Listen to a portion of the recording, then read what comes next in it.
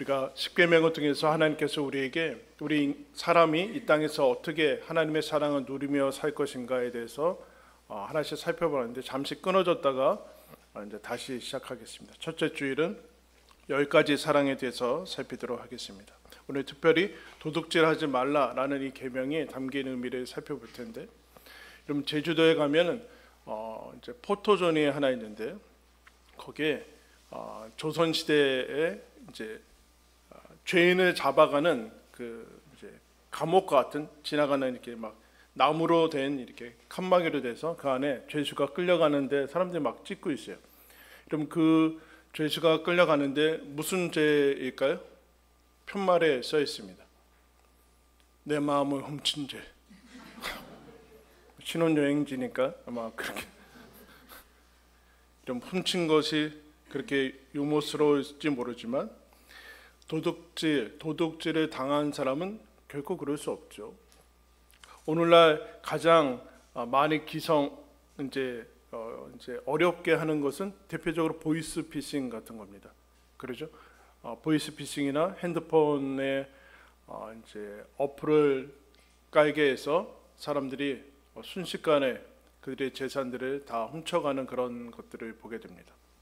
도둑질의 실태는 광범위합니다. 절도, 강도, 사기, 횡령, 고리대금, 부당이익, 도용, 폭리, 착취, 그리고 거짓 저울과 용량을 속이는 것들로 다양하게 여러분 진행되고 있습니다. 시간과 물질과 그리고 이름도, 그리고 권리도, 지식도, 또 신용도 훔치는 그런 시대가 됐습니다. 여러분 이것에서 하나님께서 이와 같은 것을 금하고 있는 것을 기억해야 됩니다. 이것을 지키기 위해서는 그러면 도둑질하지 않는 것은 어떻게 도둑질을 하지 않고 도둑으로 인생을 살지 않기 위해서는 어떻게 해야 되는가? 여러분 이 세 가지 단어를 오늘 기억하겠습니다. 첫 번째 한번 따라하겠습니다. 자립. 에베소서 말씀 보시면 도둑질하는 자는 다시 도둑질하지 말고 돌이켜 가난한 자에게 구제할 수 있도록 자기 손으로 수고하라. 그렇게 얘기합니다. 자기 손으로 수고해라.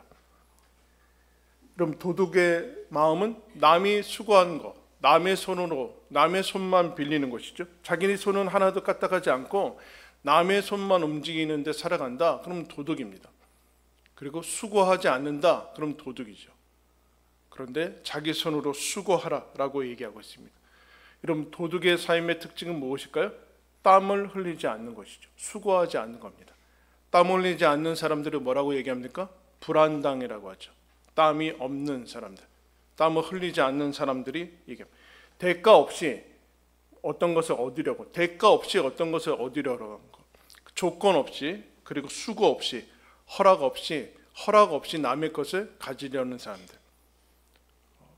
수고 없이 어떤 결과를 얻으려고 하는 결과에만 치중할 때 우리는 도둑이 될 수 있습니다. 결과만 얻으려고 수단과 과정을 생각하지 않을 때 우리는 도둑이 될 수 있습니다. 그럼 남의 것을 빼앗아서라도 어떤 것을 얻으려고 하는 것은 들키지 않아도 도둑이 될 수 있다라는 그 내적인 상태는 알다시피 여러분 게으름의 상태입니다. 게으름은 어떤 상태인가? 자기 손으로 움직이지 않는 상태죠. 게으름.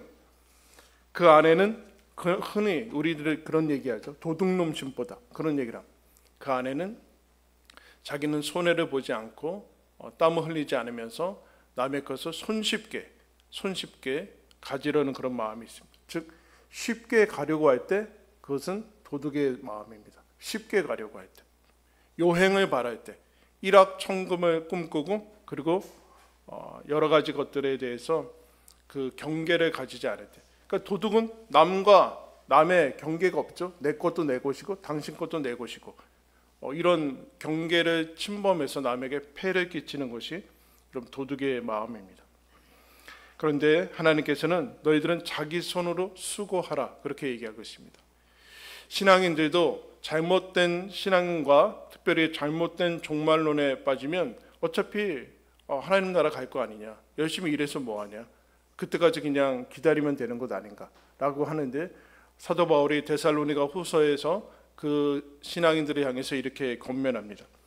우리가 너희와 함께 있을 때에도 너희에게 명하기를 누구든지 일하기 싫어하거든 먹지도 말라 하였나니 우리가 들은즉 너희 가운데 게으르게 행하여 도무지 일하지 아니하고 일을 만들기만 하는 자들이 있다 하니 이런 자들에게 우리가 명하고 주 예수 그리스도 안에서 권하기를 조용히 일하며 자기 양식을 먹으라 하노라. 일하기 싫거든 먹지 말라. 무슨 뜻일까요? 가장 기본적인 생계와 일하는 것은 연결이 되어 있다는 거예요. 우리는 먹지 않고 살 수 있습니까? 없죠. 그런데 먹어야 된다, 먹는다라는 얘기는 일을 해야 된다라는 거예요. 그런데 모든 사람이 먹어야 되는데 일을 하지 않는다. 그러면 다른 사람의 손을 빌어서 먹는다는 뜻이죠. 그러니까 일하지 않으면 먹지 말라. 기본적인 필요가 일과 연결되어 있다. 그리고 그 사람들은 일은 하지 않고 일을 만들기만 한다라는 얘기는 무엇인가? 일은 안 하고 일을 만들기만 하고 일은 안 하고 말만 하고 일은 안 하고 놀기만 하는 사람들. 여러분, 우리 시대의 타락한 현대 속에서 이 사람을 뭐라고 얘기합니까? 일하지 않고 놀기만 하는 사람을 부자라고 얘기합니다. 성공한 사람이라고 얘기합니다. 일하지 않아도 365일 계속 놀아도 살 수 있는 사람을 흠모하고 있어요. 그 사람이 부자라고, 그 사람이 성공한 사람이라고.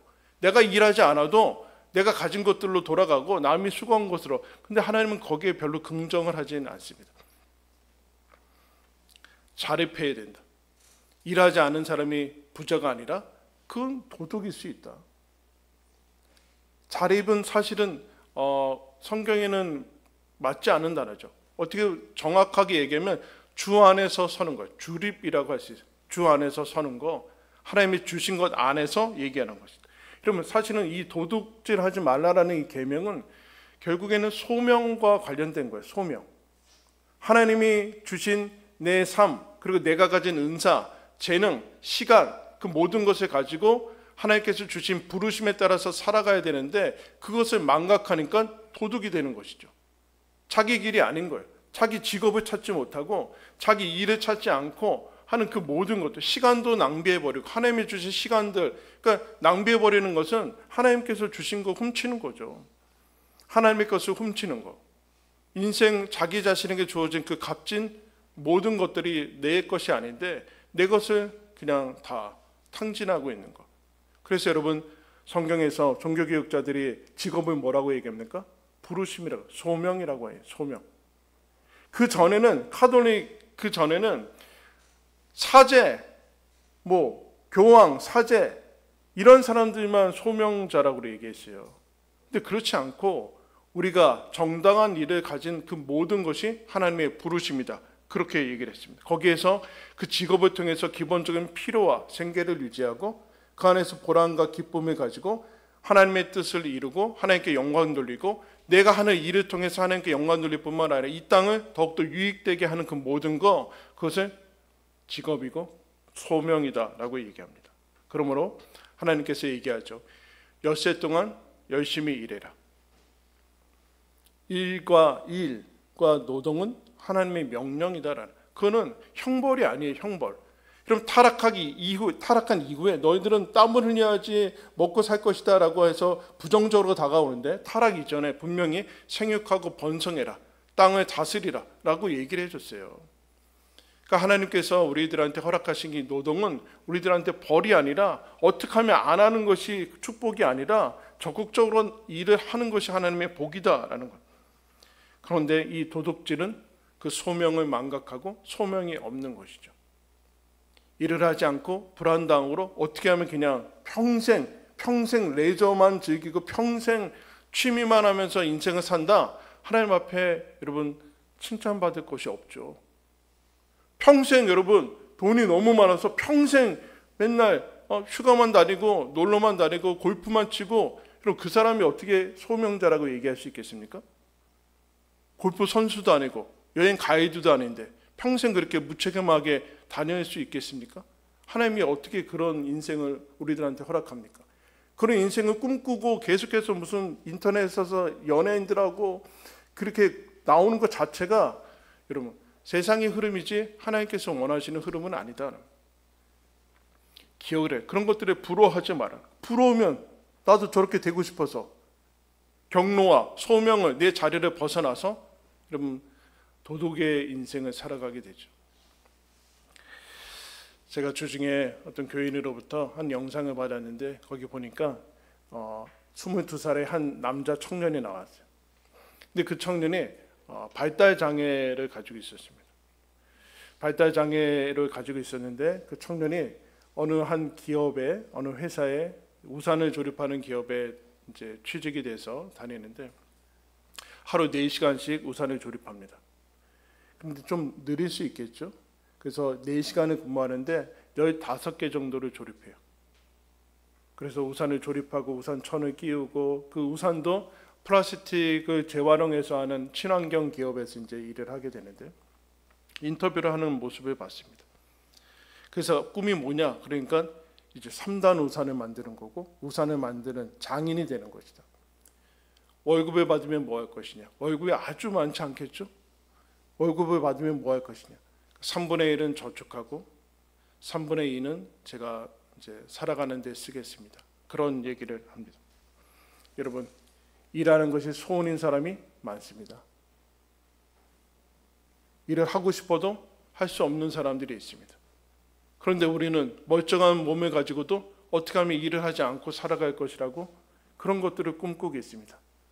빨리 은퇴하고 빨리 조기 은퇴하고 빨리 파이어하고 그런 것들을 여러분 꿈꾸고 있습니다. 거기에는 여러분 뭔가 인생은 시간을 때울 수는 있지만 하나님이 주시는 인생의 보람과 기쁨은 누릴 수 없다는 주 안에서 자립하시기를 축원합니다. 열심히 수고하고 애쓰는 것이 하나님이 주신 인생의 보람입니다. 그러면 이것 가지고 되는가? 그럼 어디까지 자립이에요? 어디까지 자립이에요? 어디까지 자립이고 어디까지가 욕심인 거예요? 이거 구분을 해야 되죠. 두 번째 단어를 기억하겠습니다. 한번 따라하겠습니다. 자족. 필요와 욕심을 구분할 수 있는가? 필요와 욕심을 구분할 수 있는가? 필요를 넘어서는 욕심을 구분할 수 있는가의 문제예요. 도둑은 그것을 구별하지 못해요. 구별을 하지 못해요. 절대 빈곤이라서 도둑질하는 것이 아니라는 얘기예요. 욕망을 채우기 위해서 도둑질하는 사람이 훨씬 많다라는. 그럼 도둑들은 왜 그런 일들을 하는가? 착각을 하는 거죠. 저것을 가지면 지금보다 뭔가 더 많으면 이제 행복하겠다라는 착각을 하게 됩니다. 물론 여러분 자립하지 않고 절대 빈곤에 있을 때는 반드시 자립을 해야죠. 새끼 굶고 그러는데 어떻게 여러분 자족할 수 있겠습니까? 그것을 넘어서야 된다. 그런데 그것을 넘어서는데도 만족하지 못한다. 그건 당연한 것이에요. 왜냐하면 도둑들은 만족할 줄도 모르고 만족할 수도 없는 병에 걸렸기 때문입니다. 옆에 사람 계속해서 비교하고 더 나아가서 더 많이 가지면 좋을 거라고 생각해서 한탕에 빠지죠. 일확천금에 빠집니다. 그러면 어떻게 될까요, 여러분? 일확천금을 도둑질해서 남 등쳐서 사기쳐서 얻을 수는 있어요. 그럼 얻을 수 있겠죠? 근데 하나님이 안 주는 게 있어요. 뭘 안 줄까요? 그 도둑들한테 기쁨은 안 줘요. 세상에 쾌락은 줄 수 있을 거예요. 물질적인 그런 여러 가지 것들로 얻을 수 있는 쾌락은 줄 수 있지만 하나님의 기쁨과 만족은 줄 수 없어요. 그러니까 더 얻어야 돼요. 더 계속해서 충분한데 더 얻고 그렇게 되는 거예요. 전도서 5장 10절에 은을 사랑하는 자는 은으로 만족하지 못하고 풍요를 사랑하는 자는 소득으로 만족하지 아니하나니 이것도 헛되도다. 풍요를 사랑하는 자는 그것으로 만족하지 못한다. 왜요? 그것은 만족을 주는 대상이 아니기 때문에 그런 것이죠. 더 많이 가져야 된다라고 얘기해요. 그때 디모데전서에서 이렇게 말씀합니다. 그러나 자족하는 마음이 있으면 경건은 큰 이익이 되느니라. 우리가 세상에 아무것도 가지고 온 것이 없으며 또한 아무것도 가지고 가지 못하리니 우리가 먹을 것과 입을 것이 있은즉 족한 줄로 알 것이니라. 여러분, 자족은 제가 한번 설명했죠. 족자가 무슨 족이에요? 요새 한자 안 배워서 잘. 발족자 아니야, 발족자. 발족. 그럼 뭐예요? 발까지 차면 만족하는 거라는 거예요. 발까지 차면. 여기까지 차기를 바라는데 여기까지 차면 죽는 거예요. 발목 정도 차면, 무릎까지 차면 이건 정말 엄청난 은혜라는 거예요. 그 자족이 하나님을 만난 신앙이 여러분 그것을 알게 해준다. 우리는 공수라고 하죠. 성경에 아무것도 가지고 온 것이 없다. 태어날 때부터 뭐 금수저 물고 온 거 그거는 착각이야, 착각. 아무것도 가지고 온 것이 없고 갈 때도 다 놓고 갈 거야. 즉 애들이 하는 게임이나 마찬가지야. 게임이나 여러분 무슨 게임이나 이제 게임 보드나 그런 거 할 때 거기서 뭐 돈 가지고 걸고 막 하죠. 나올 때 어떻게 해요? 그거 가지고 써요? 쓰지 않잖아요. 그 안에서 뭘 하느냐의 문제. 뭘 하느냐. 아, 우리는 가지고 온 것이 없으니까 아무것도 가지 못하다, 허무하고 허망하다라는 얘기가 아니라 인생의 목적이 그것이 아니다라는 얘기예요. 인생의 목적이 그와 같은 것이 아니다.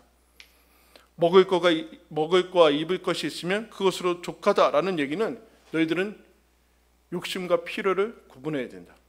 여러분 그러면 매일 가난하고 겨우겨우 살라는 그런 얘기일까요? 그런 것이 아니라 욕심과 필요를 구분해서 살아라. 만족은 거기에서 오는 것이 아니다. 만족이란 기쁨과 사의 맛은 어디에서 나오는가? 여러분 언제 제일 맛있어요? 밥이? 수고하고 애쓰고 배고플 때 제일 맛있어요. 정직한 수고만이 기쁨과 보람을 준다. 무언가를 얻었다고 영원히 만족하지는 않는다. 그것이 하나님께서 주시는 만족은 아니다. 더 많이 가졌다고 더 많은 만족이 오는 것이 아니다. 그래 자족이란 어디서 오는가? 자존에서 오죠. 자존. 나의 존중감, 나의 소중함이 어디서 오는가?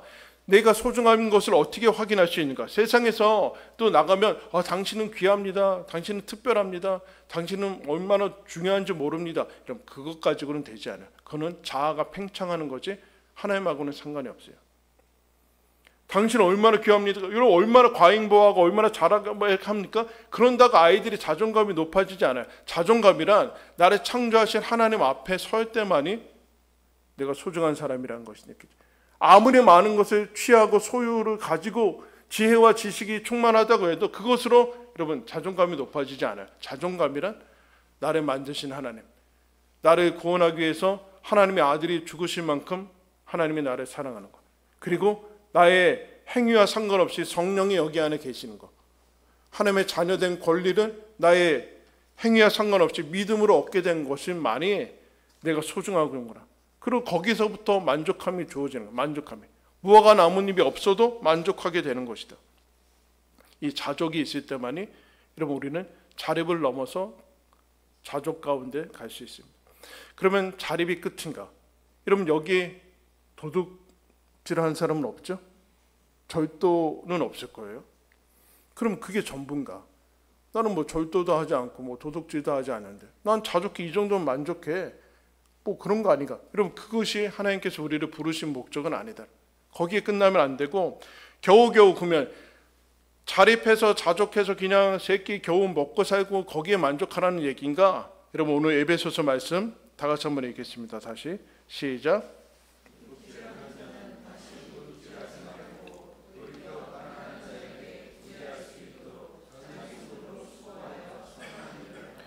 뭐라고 그래요? 구제할 수 있도록 선한 일을 하라. 여기가 우리의 부르심의 자리예요. 자립하는 것으로는 안 돼요. 자립하는 것으로는 안 되고 그거는 우리의 자리가 아니라 하나님이 원래 만드신 목적의 자리가 아니다.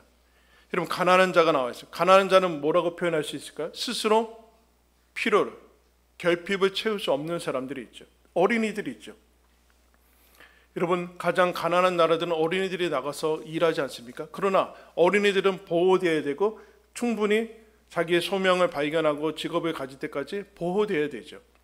그리고 노인도 이제 몸이 쇠약한 노인들도 여러분 거기서 제외됩니다. 그리고 성경에서는 고아와 과부를 대표적으로 얘기하고 있습니다. 생계를 유지할 수 없는 사람들, 그리고 여러 가지 장애와 그리고 병이 심해서 이 일을 할 수 없는 사람들에게 그들은 어쩔 수 없죠.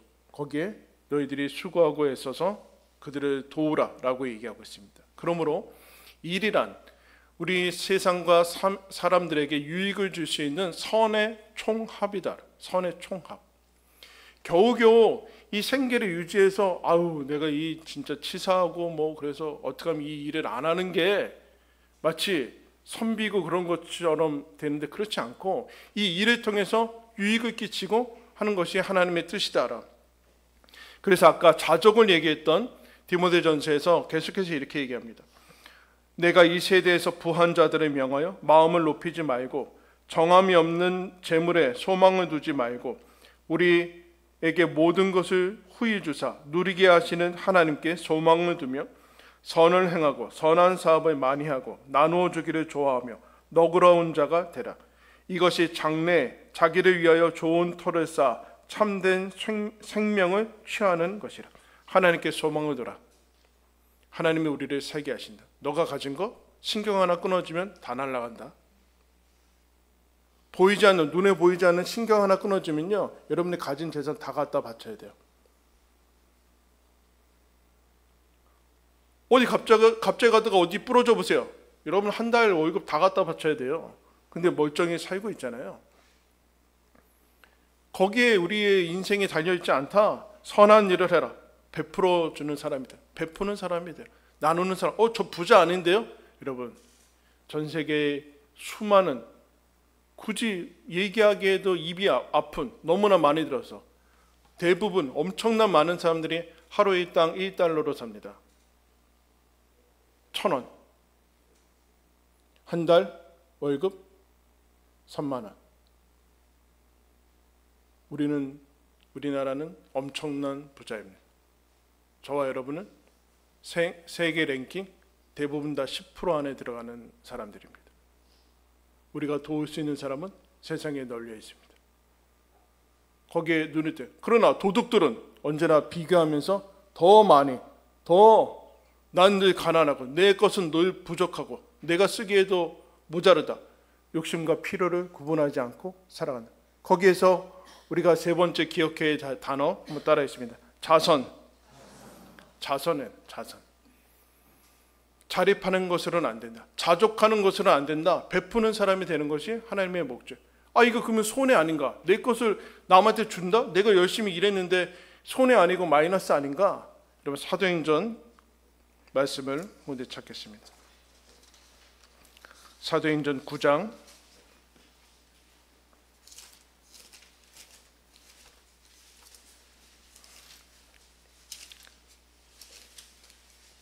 사도행전 9장 36절에서 43절입니다.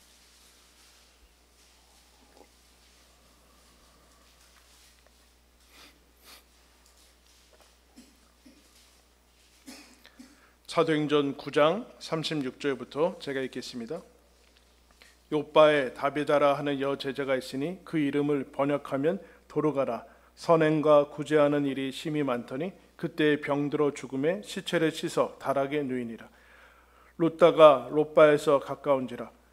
제자들이 베드로가 거기 있음을 듣고 두 사람을 보내어 지체 말고 와 달라고 간청하여 베드로가 일어나 그들과 함께 가서 이르되 그들이 데리고 다락방에 올라가니 모든 과부가 베드로 곁에 서서 울며 도르가가 그들과 함께 있을 때에 지은 속옷과 겉옷을 다 내어 보이거늘 베드로가 사람은 다 내보내고 무릎을 꿇고 기도하고 돌이켜 시체를 향하여 이르되 다비다야 일어나라 하니 그가 눈을 떠 베드로를 보고 일어나 앉은지라. 베드로가 손을 내밀어 일으키고 성도들과 과부들을 불러들여 그가 살아난 것을 보이니 온 요빠 사람이 알고 많은 사람이 주를 믿더라. 여러분 요빠라는 그 지역에 다비다라는 한 사람이 있습니다. 이 사람이 평소에 선행과 구제를 많이 한 사람. 그 주변에 있는 과부들, 생계가 어려운 사람들을 돕고 옷을 지어서 주고 했던 사람. 이 사람이 어느 날 병들어서 죽습니다. 염까지 다 했어요.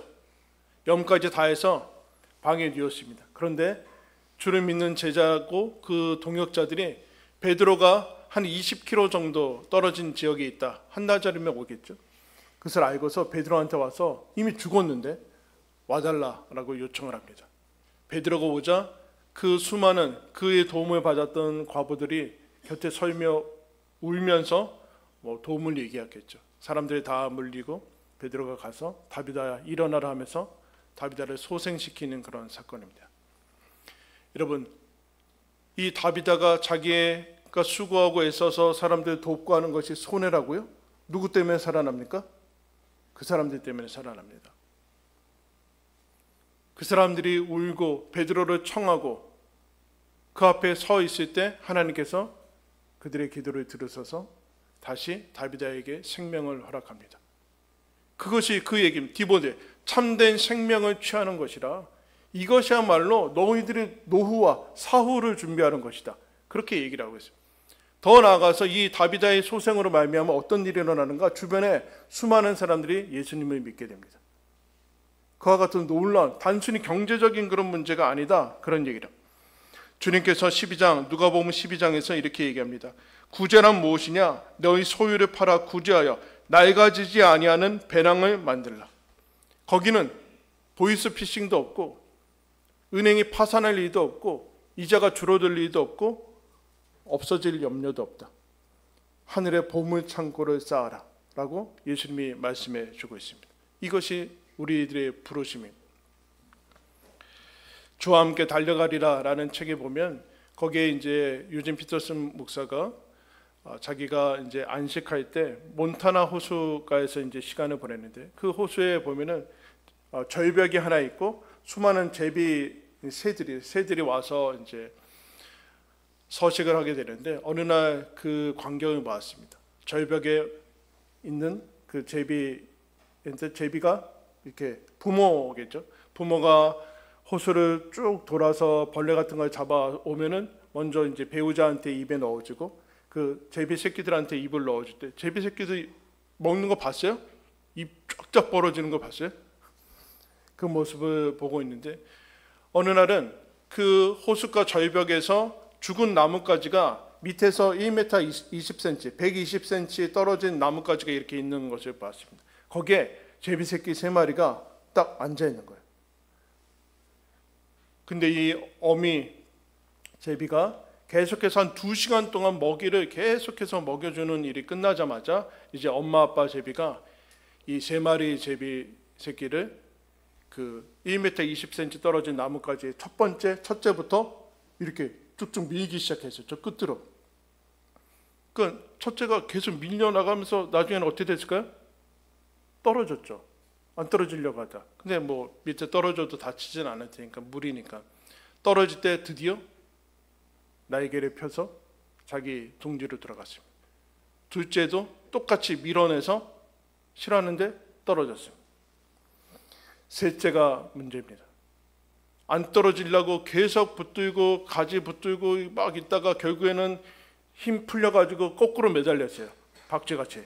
안 떨어지겠다 이거죠. 그러자 이 엄마 아빠 제비가 어떻게 하는가? 부리로 쪼기 시작했어요. 그 붙들기는. 이 아이들한테는 위협으로 다가오겠죠. 누군가 이 사람이 이 사람이 내 엄마 아빠 맞나?